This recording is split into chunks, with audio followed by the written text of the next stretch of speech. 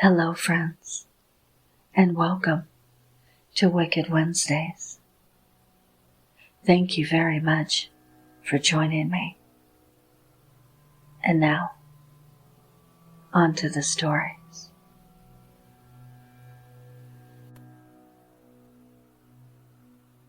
I was in Girl Scouts when I was younger. We would go on lots of field trips, and once yearly take a camping trip with the other local troops.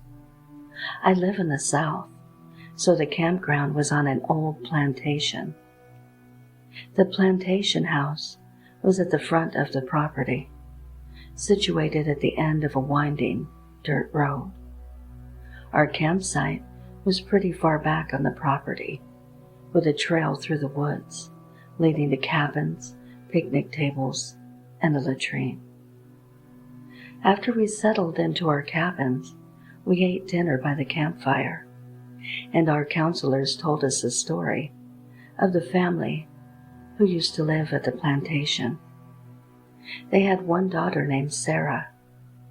Sarah had apparently met an early death, and there were a few different rumors about how that death came about. The most accepted being that she fell while mounting her horse and hit her head on the iron hitch. Don't know if this is the right word. It was a pole in the ground with a ring attached to it for tying horses that he was tied to. But others believed it was something more sinister. The next day, our troop ventured up the trail to get a closer look at the main house. It was beautiful, surrounded by large moss-covered oak trees and tall swaying grass, a pretty typical southern plantation. There was the main house, an old stable, and a peculiar small white structure attached to the side of it, kind of like those mini sheds you can buy at the hardware store, but with windows. I can't vouch for the truth behind the campfire tales, but I can tell you with confidence what I saw that day. When we got there, all the girls hurriedly crowded around the small white shed. Inside was a perfectly preserved tea party for about 10 little dolls, all sitting around a table in high chairs in various stages of decay. I don't remember all of their faces, but I will never forget the face of the one at the head of the table. It looked Victorian, with a cracked face and white eyes with no irises or pupils. "That's the doll that killed Sarah," said one of my fellow Girl Scouts. She told me there was a campfire song about how the doll had stabbed Sarah with a knife in the middle of the night. Some of the other campers that had been there before swore that if you visited the dollhouse at night, her eyes would glow red. I never got up the courage to see it for myself. I also never fell asleep that night and never went back there again. I've attached actual photos of the plantation and the dollhouse.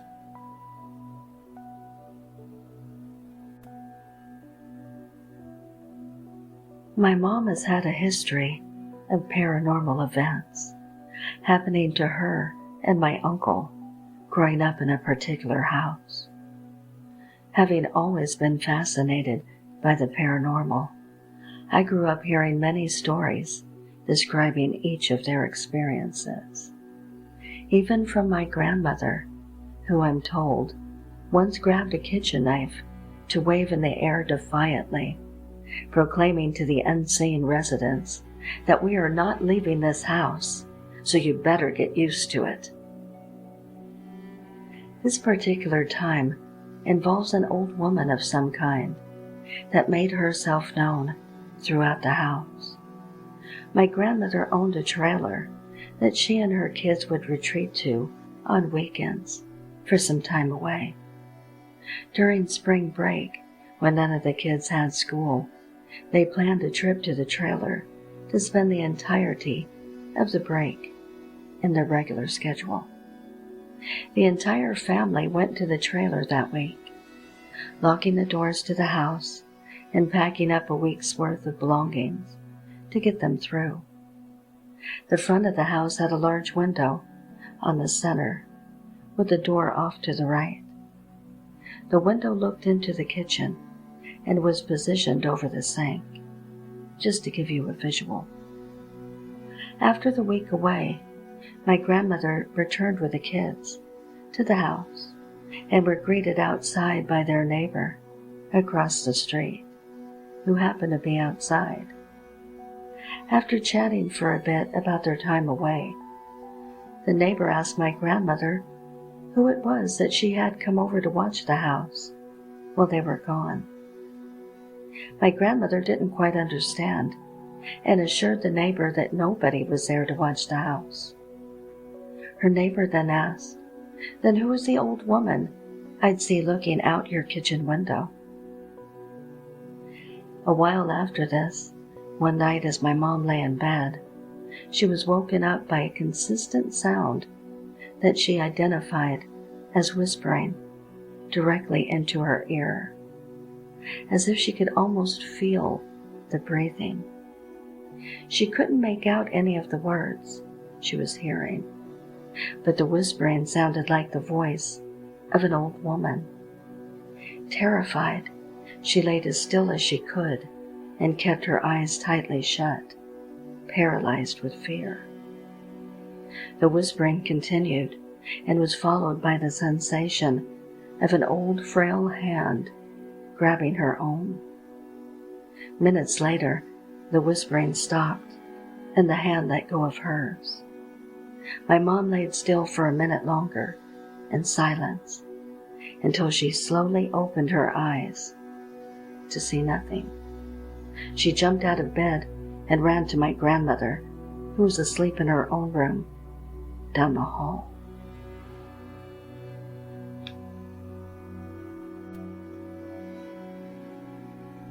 The police arrested me, and I know exactly why, but they got the wrong guy. I just have no idea how to convince them.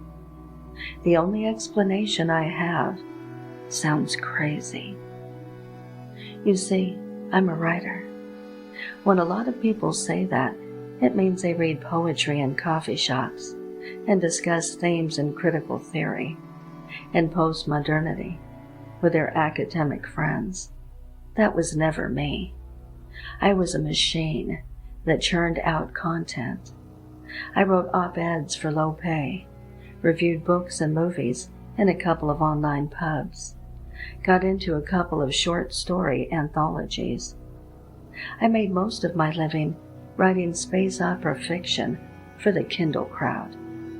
Really, I'd write anything for 20 cents a word. Money is nice, but I write for the art too. I delved into heavy drama, a detective fiction set in modern LA. Lots of grisly deaths, lots of hard-drinking cops trying to keep it together in the face of horror. Think like a lower quality Lawrence Block, but borrowing some Neil Gaiman description. I was also aiming for that McCarthy bleakness that the readers eat up. It came true, every word of it, every murder. The initial string of dead prostitutes on Pacific Coast Highway, all done in the same ways I'd written. The off-duty cop shot twice in the back of the head. The deadly fire at the San Pedro docks. The Hollywood starlet strangled to death in her home. Every bloodstain, every address, every name and face of the dead, all exactly as I'd written it. I wasn't a big name, but I do get read. The cops hauled me in. And what do they think? That my books came true?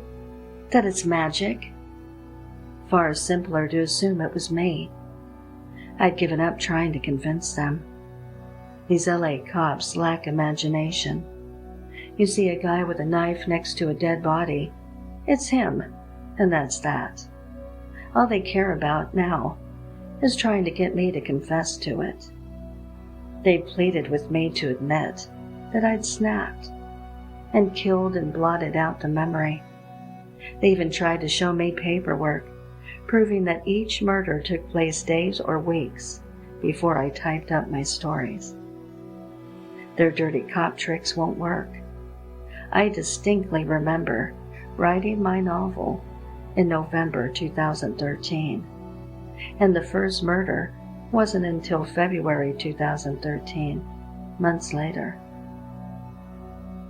But their tampered evidence might play to a jury.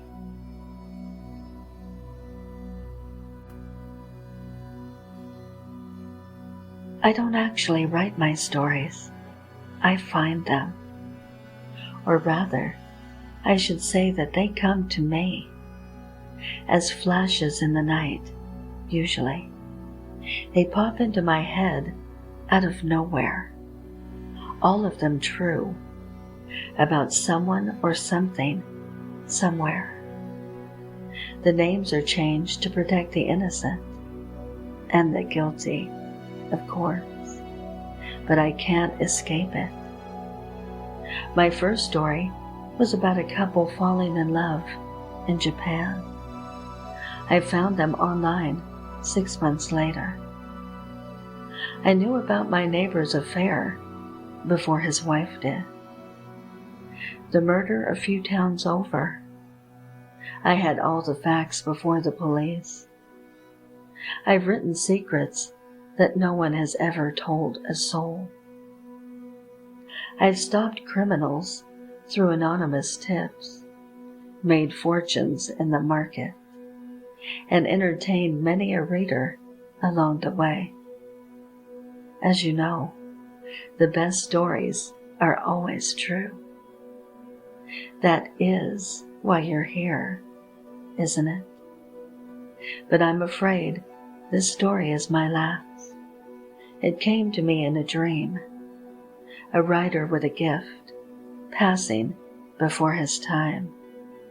A classic tale, really. Tragedy always makes for a compelling story, doesn't it, dear reader? Before I go, I must leave you with a warning. Enjoy the stories you read, but do so with caution. You never know which one may be based on you. This is a very simple story, and it is a very short story, but it is a very true story.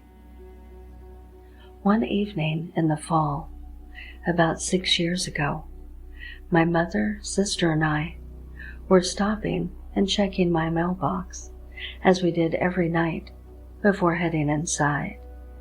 We pulled back around and started to head into my garage on the right side. That's where my mom parked her car. All was normal until my sister, who was riding in the back seat on the passenger side, calmly said, "Mom, who's that boy in the corner?" There, standing in the corner of the garage, mostly covered by shadows, except for the faint red glow of our tail light illuminating his face, stood a boy. He was a complete stranger and was staring wide-eyed and blank-faced at us. I'll never forget the look on his face. It was bone-chilling. As we opened the car doors, he took off, sprinting into the night. We had never seen him in our neighborhood before, and to this day, we have never seen him again. It all started when my mother-in-law died. Some freak medical incident, taken before her time. My wife was closest to the lady, and my son adored her. Myself, on the other hand, wasn't so fond. Her family became torn like vultures, taking anything not stuck down, causing more friction and negativity. My marriage began to break down, and I was focusing myself more on a girl at work than my wife. I guess that's when it all began. The day after her funeral, and a week after we had received the ashes into our possession. Little things at first, bumps in the night, floorboards creaking. That was expected in a house like ours, so we thought nothing of it. A few days later, my son became acting weird, pointing and saying, "Nanny, Nanny," in the hallway by the stairs, and then say, "Bye-bye," a few moments later. We had no photos and evidence of my mother-in-law here, so why would he point? It soon became more frequent at night. He would call out and scream for her, looking in the corner of the room like a startled deer in oncoming headlights. But as always, nothing was there. By week 3 of owning her ashes, the persistent calling and pointing, I knew something was up, so I tried calling her spirit to leave. But all I heard was silence. It was cold and dark that night as I set up to go to bed. Closing the stair gate and heading up the dark staircase, I heard a breath behind me and a murmured voice softly behind me. "Nanny, Nanny, Nanny. Nanny's boy." I recognized the voice immediately. It was my mother-in-law's. Hesitantly, I turned my head to see her sunken eyes pierce mine. Her face of anger and sadness gazed at me. "Don't ever upset my babies," she screeched. Next thing I knew, I was flung back, head first down the stairs. Then everything went dark. My wife found me the next morning. Her mother had protected her babies one last time.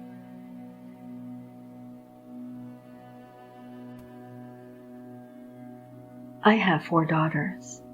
One summer, it became clear to me that the second oldest had clairvoyant abilities.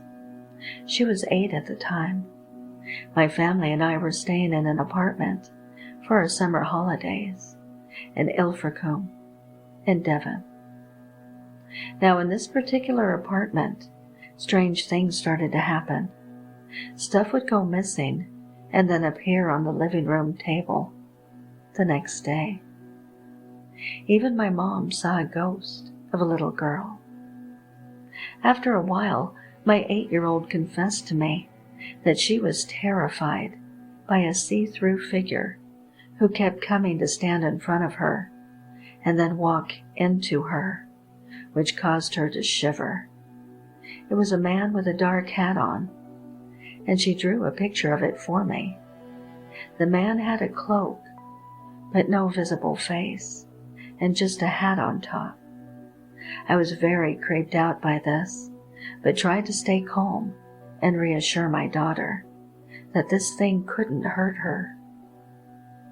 After we returned home, the situation continued to cause problems, but now my daughter was seeing what looked to her like ink falling through water instead of the figure.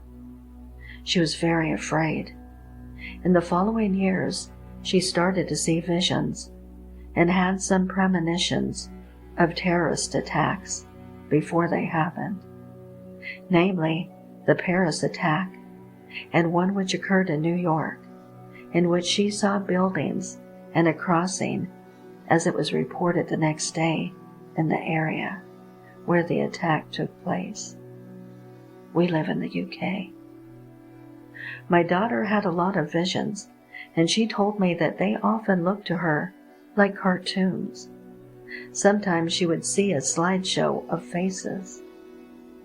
In 2016, the year of the referendum in the UK, she started to see what she described to me as a face with a creepy smile, which had wires connected to the back of its head, giving it the appearance of a robot. It said to her, "Nothing will be okay again."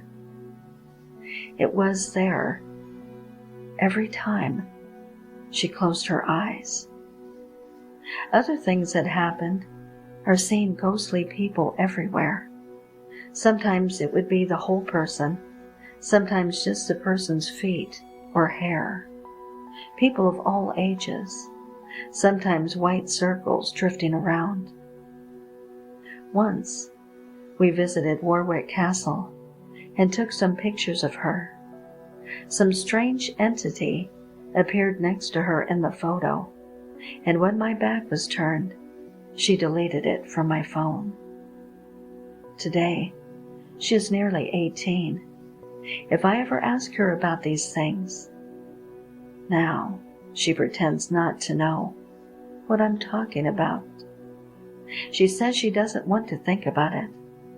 Maybe she has learned to block it out, or maybe she's in denial. I have often wondered if her date of birth has something to do with all of this, as she was born on the winter solstice.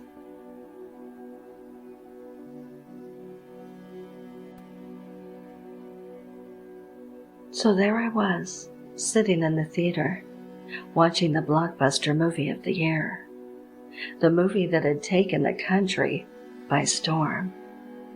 The plot, which was based on a true story about the gruesome killings of 17 women, a serial killer who has eluded the police for so long. 35 minutes in, and it's the scene of the first brutal murder. He choked the helpless woman and laid her down on a table. Then he began applying makeup on her face. Death should be beautiful, as the tagline of the movie said. With all this unfolding on the screen, I heard the person sitting next to me giggle. It was very peculiar, so I asked him, "What's the matter? Why are you laughing? You don't think this is scary?" He leaned in and said, "You know, they got one thing wrong. I used to put the makeup on them when they were still alive."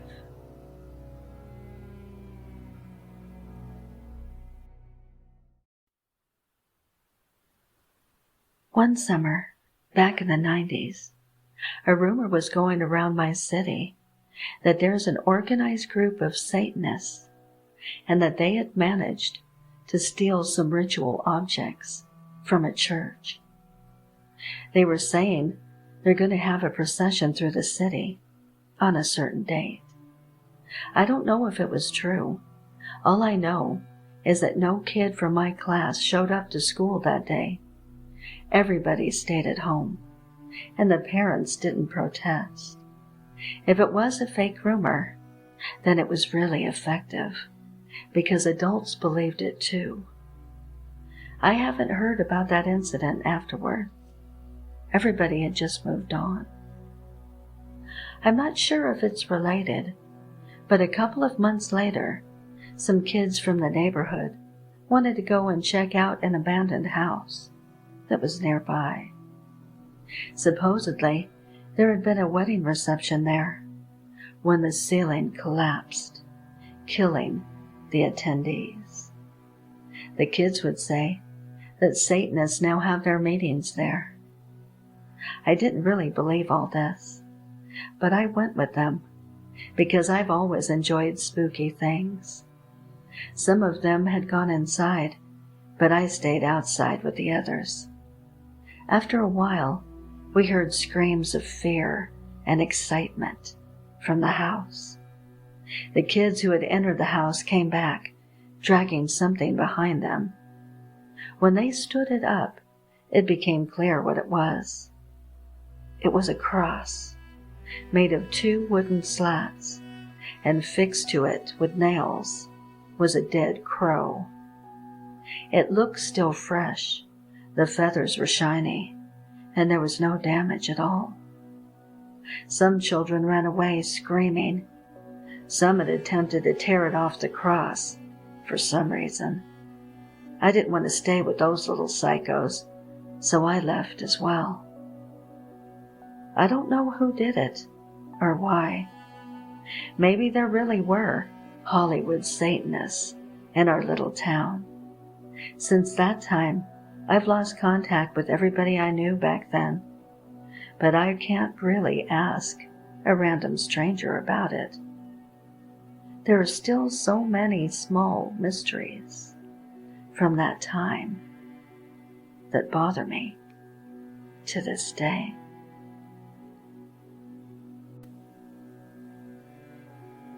My grandparents' house had 2 apartments upstairs that, while my mother was growing up, were occupied by 2 old ladies. Time passed, and the ladies eventually had to move on to nursing homes when living alone became too difficult, where they, with time, passed away. But they left quite a few belongings behind at my grandparents' house that were never collected by relatives. One of these objects was a grayscale painting of a sea, with a small city off in the distance, and a few wooden rowboats with these shadowy figures in them. My grandmother had kept it hanging on the wall in one of the apartments, which now were used as places for all of the grandchildren to sleep. Well, we were all terrified of this painting, to the point where no child would sleep in that room unless an adult was present. It got so bad that my grandmother, even though she liked the painting, had to take it down and hide it in the attic. A few years ago, when I was about 20, I asked my grandmother about the painting. She couldn't remember which one I was talking about, so I described it to her. Grayscale, ocean, rowboats with the shadow people. My grandmother and my mom, who was listening in on the conversation, suddenly got really confused. My grandmother says that she got rid of the painting since it bothered us so much. And then my mother pipes up, "I don't remember any figures in the boats." To which my grandmother responds, "There weren't any." And yet, all of us children, we remember them. I'm from Colorado, and there are a lot of haunted, abandoned places to explore here. But this particular one keeps drawing me back. It is an abandoned sugar mill about an hour away from my town, a hot spot for edgy teens, but recently they have made it nearly impossible to enter, and for good reason. There is asbestos in the air, and I'm pretty sure someone recently died there. The elevator that was previously suspended halfway up the building fell to the bottom floor. It has graffiti inside that wasn't there before it fell. I think someone crawled inside and their weight caused the cables to snap. The graffiti says Johnny all over it. I digress. I was visiting the sugar mill with my ex on Halloween Eve at 3 a.m. Stupid, I know. It was my 3rd time visiting and his first, so I acted as tour guide. We were on the 1st floor, and I was showing him a rundown office area. Something caught my eye, a doorway that was not there my previous visits, a doorway that led to a basement. I turned my flashlight and saw a staircase ending in a landing and continuing with another that descends to the left. I started walking down when my ex grabbed my arm and told me, "You're not going down there." I begged him, but he wouldn't let me. I rolled my eyes and continued on with the tour. As we headed up the stairs to the 3rd floor of the building, a deep feeling of dread washed over me. I turned to him with tears in my eyes, telling him, "We have to leave now." We practically ran out of the building and did not speak of it until we were back in the car. A few months later, I went back with friends who had also been there previously to show them the basement stairs. When we got there, it was gone. We searched everywhere for a sealed-off room or a locked door. Nothing. I am so glad he did not let me go down those stairs. Who knows what was down there? I texted him a year later to ask if he remembers seeing it. He's a skeptic, and he confirmed it was there. Thank you so much for joining me. Now don't forget to hit that like button and subscribe. Thank you very much.